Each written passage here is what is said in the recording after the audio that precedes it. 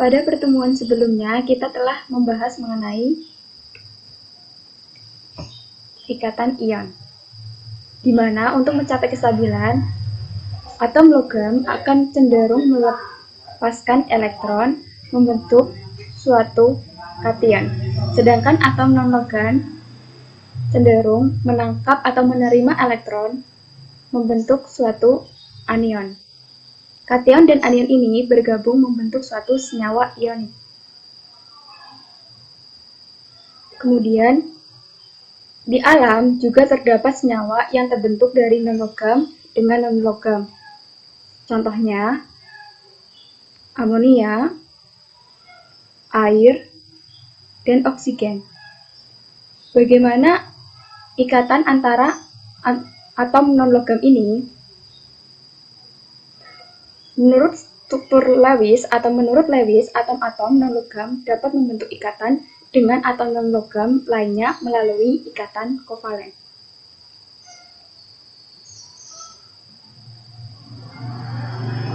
Apa yang dimaksud dengan ikatan kovalen? Ikatan kovalen merupakan ikatan yang terjadi antara unsur non-logam dan non-logam melalui peristiwa penggunaan bersama pasangan elektron ikatan. Senyawa yang dibentuk disebut senyawa kovalen. Mengapa ikatan antar atom-atom non-logam tidak melalui serah terima elektron seperti ikatan ion? Perlu diingat bahwa atom non-logam ini umumnya berada pada golongan 5A sampai 7A. Artinya, elektron valensi berjumlah 5 sampai 7. Untuk mencapai konfigurasi seperti gas mulia, atom non-logam ini harus menerima elektron. Kemudian, hal inilah yang menjadi alasan bahwa atom-atom non-logam tidak melalui serah terima elektron, akan tetapi melalui penggunaan bersama pasangan elektron. Ikatan kovalen dibagi menjadi 4, yaitu pertama, ikatan kovalen tunggal, yang kedua, ikatan kovalen rangkap 2, yang ketiga, ikatan kovalen rangkap 3, dan yang keempat, ikatan kovalen koordinasi. Kita bahas satu persatu ya. Yang pertama, ikatan kovalen tunggal. Ikatan kovalen tunggal merupakan ikatan yang terbentuk dari penggunaan bersama sepasang elektron. Ingat, bersama sepasang elektron, di mana setiap atom yang berikatan memberikan satu elektron untuk digunakan bersama. Contoh ikatan kovalen tunggal yaitu ikatan kovalen tunggal yang terbentuk antara atom hidrogen dengan nomor atom 1 dengan atom klorin nomor atom 17 dalam senyawa HCl. Kita buat konfigurasi masing-masing atom ya. Yang pertama, hidrogen mempunyai konfigurasi 1 sehingga elektron valensinya 1 dengan struktur Lewis sebagai berikut. Untuk mencapai kestabilan atau untuk mencapai elektron valensi sejumlah 2, hidrogen harus membutuhkan 1 elektron. Sedangkan untuk klorin mempunyai konfigurasi elektron 287 sehingga elektron valensi berjumlah 7. Struktur Lewis sebagai berikut. Untuk mencapai kestabilan, klorin ini harus membutuhkan 1 elektron.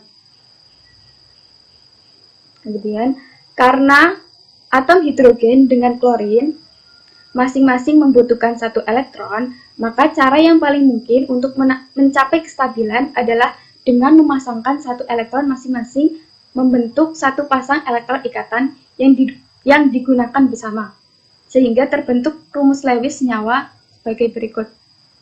Nah, di sini klorin dan hidrogen sudah stabil, di mana klorin terdapat 8 elektron, 1 elektron dari hidrogen, sedangkan hidrogen terdapat 2 elektron, 1 elektron dari klorin. 1 pasang elektron yang digunakan bersama ini disebut dengan ikatan kovalen tunggal. Menurut Lewis, 1 pasang ikatan dapat dilambangkan dengan 1 garis, sehingga rumus strukturnya menjadi H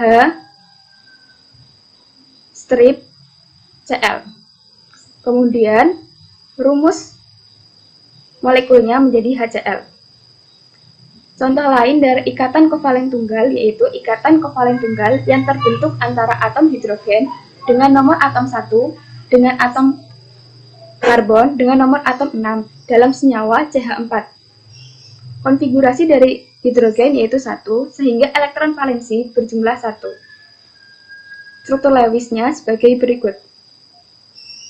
Untuk mencapai kestabilan atau elektron valensi berjumlah 2, maka hidrogen membutuhkan 1 elektron. Kemudian untuk karbon mempunyai konfigurasi elektron 2, 4, sehingga elektron valensi berjumlah 4, sehingga struktur Lewis sebagai berikut. Untuk mencapai kestabilan, atom karbon ini membutuhkan 4 elektron.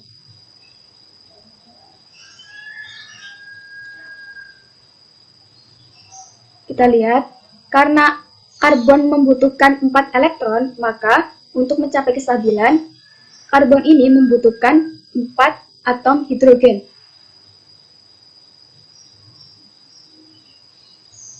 Sebagai berikut, 4 hidrogen ditambah karbon menjadi sebagai berikut. Kita lihat bahwa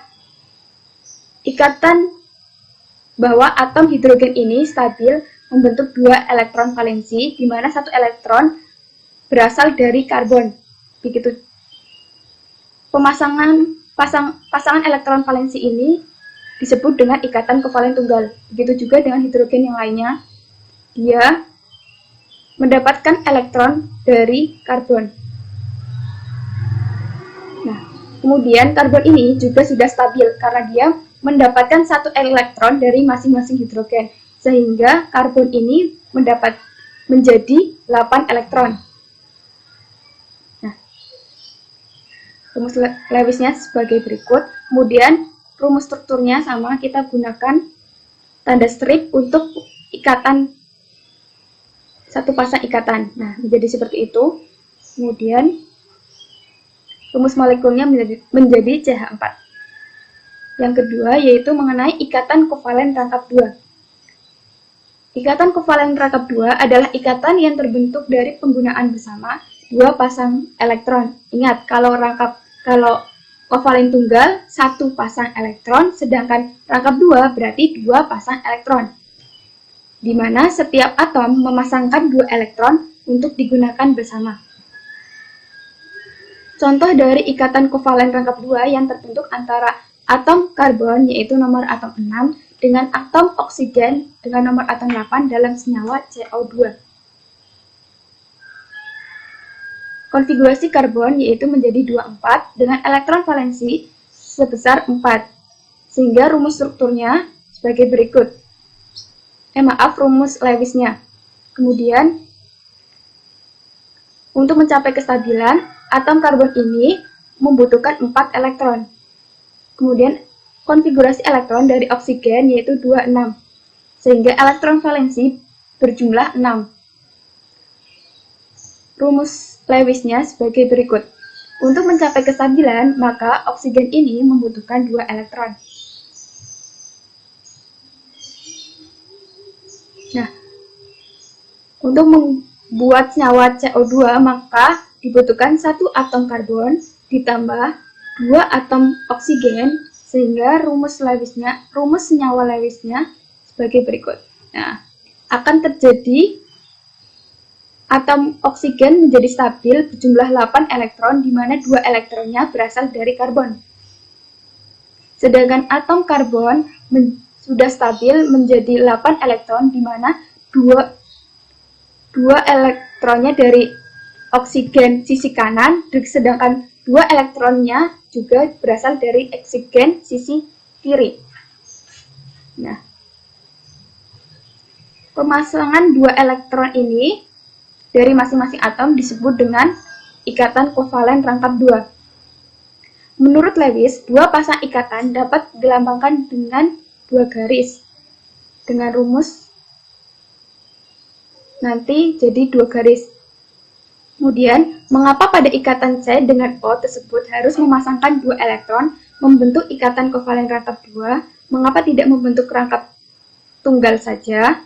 Hal ini berkaitan dengan Kestabilan atom. Jika masing-masing karbon dan oksigen hanya memasangkan satu elektron seperti ini, maka atom karbon setelah berikatan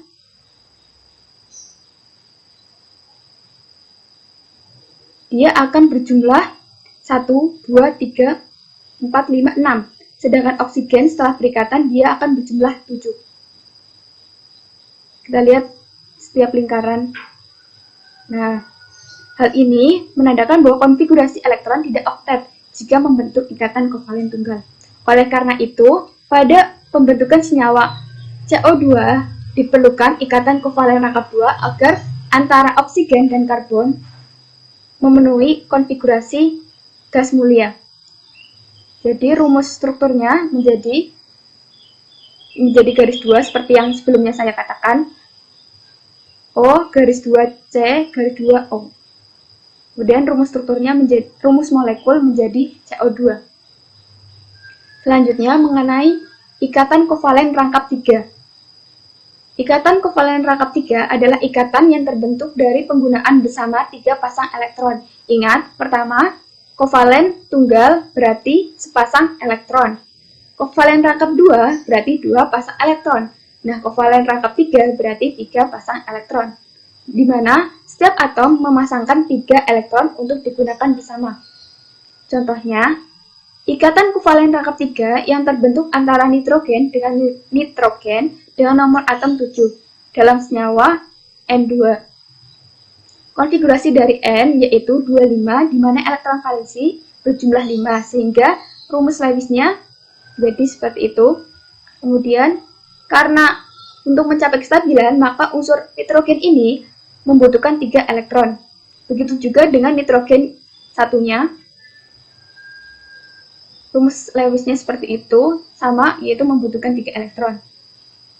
Untuk membentuk N2, maka unsur nitrogen ditambah unsur nitrogen akan membentuk rumus Lewis senyawa sebagai berikut. Untuk mencapai agar N berjumlah 8, maka N yang berwarna hitam ini dia akan menggunakan 3 elektron dari N yang berwarna biru. Sedangkan N berwarna biru ini untuk mencapai kestabilan dia akan menggunakan 3 elektron dari N berwarna hitam. Nah, kemudian menurut Lewis, 3 pasang ikatan dapat dilambangkan dengan 3 garis, sehingga rumus strukturnya dapat dikatakan seperti itu. N garis 3N. Sedangkan rumus molekulnya N2. Dalam ikatan kovalen terjadi penggunaan bersama pasangan elektron ikatan. Nah, bagaimana bisakah pasangan elektron yang digunakan hanya berasal dari salah satu atom? Nah, ternyata bisa. Hal ini ternyata dapat terjadi pada ikatan kovalen koordinasi. Apa yang dimaksud dengan ikatan kovalen koordinasi?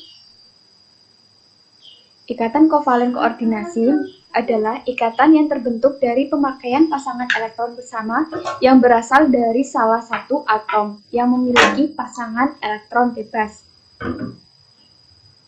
Ciri dari ikatan kovalen koordinasi adalah pasangan elektron bebas dari salah satu atom yang dipakai secara bersama-sama ditunjukkan menggunakan tanda panah.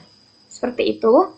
Kemudian, arti tanda panah itu yaitu atom penyedia pasangan elektron menuju atom pengguna pasangan elektron.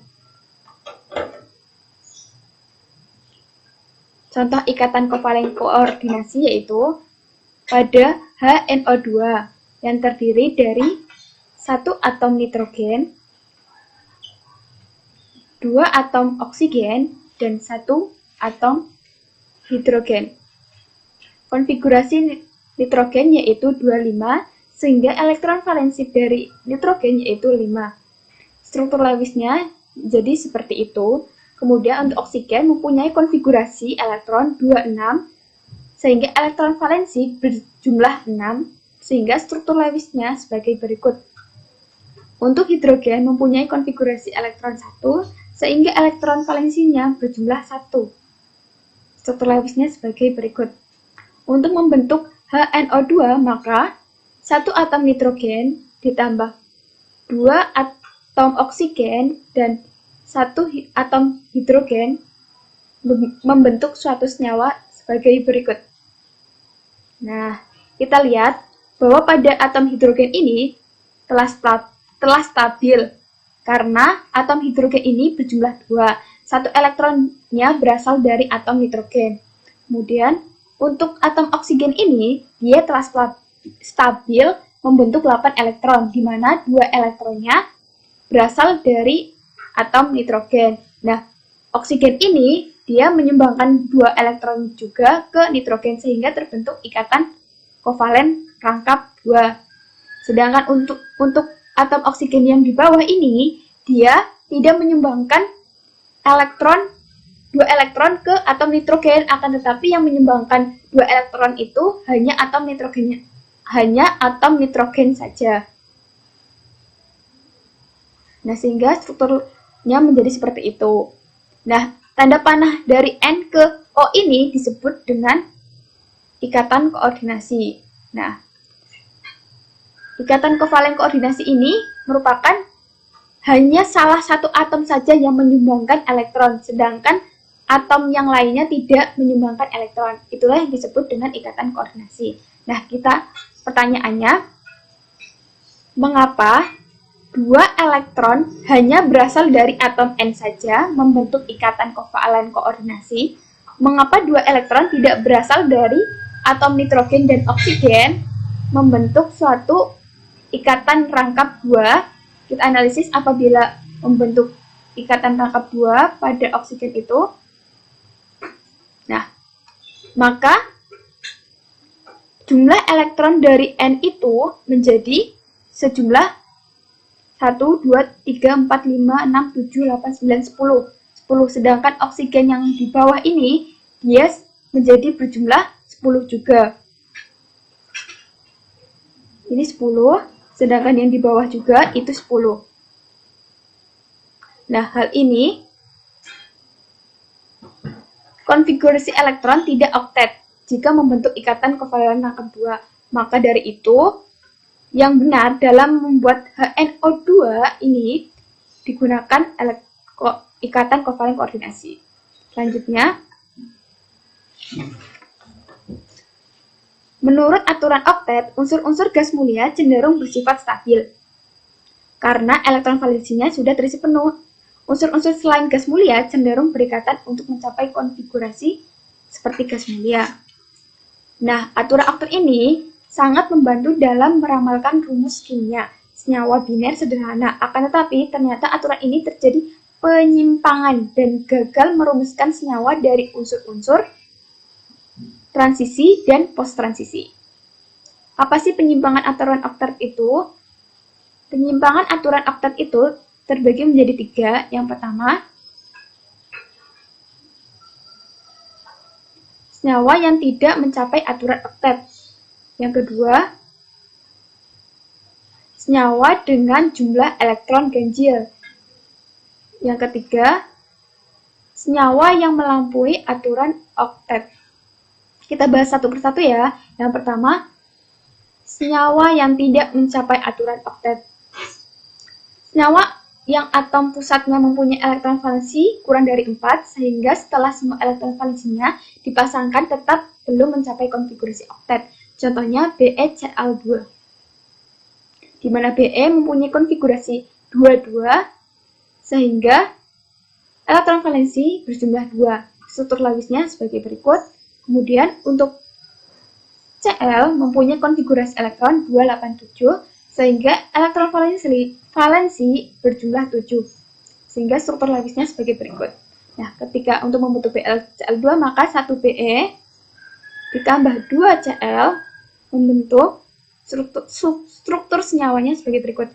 Be dengan elektron valensi 2, ditambah Cl dengan elektron valensi 7, kemudian Cl dengan elektron valensi 7. Nah, kita lihat bahwa di Cl ini dia telah stabil dengan jumlah elektron sejumlah 8, atau 2, 3, 4, 5, 6, 7, 8.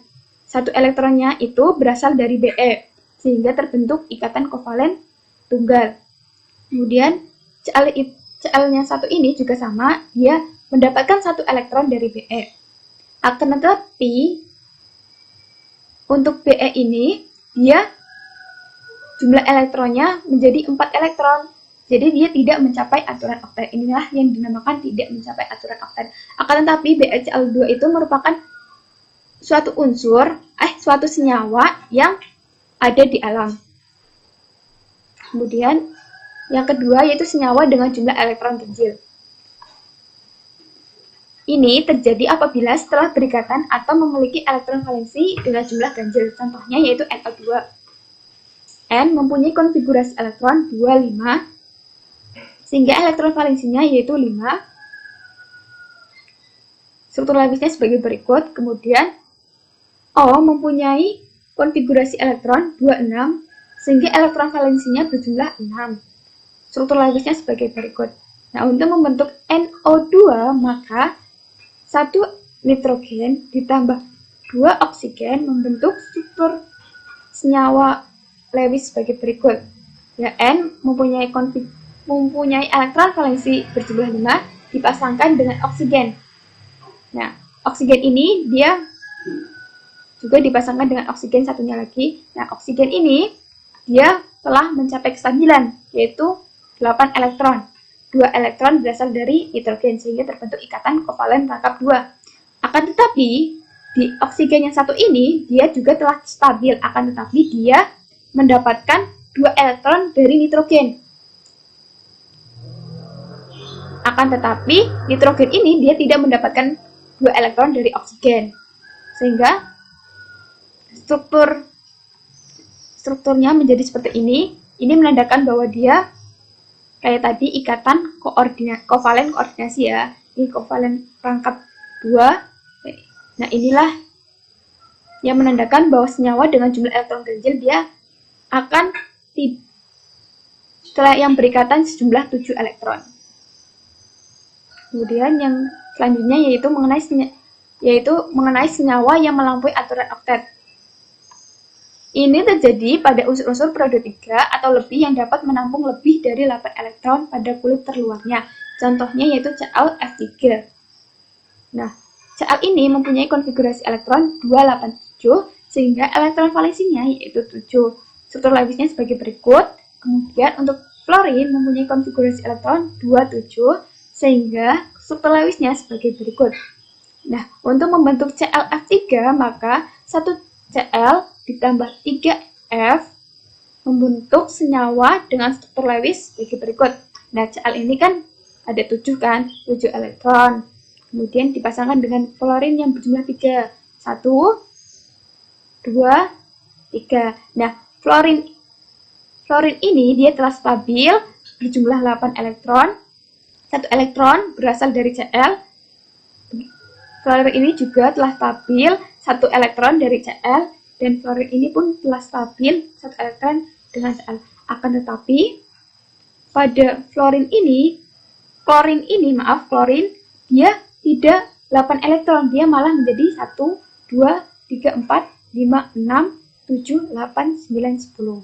Nah, 10 elektron Cl setelah berikatan sebanyak 10 elektron. Makanya inilah yang disebut dengan penyimpangan oktet. Nah, demikian penjelasan dari Ibu. Wassalamualaikum warahmatullahi wabarakatuh.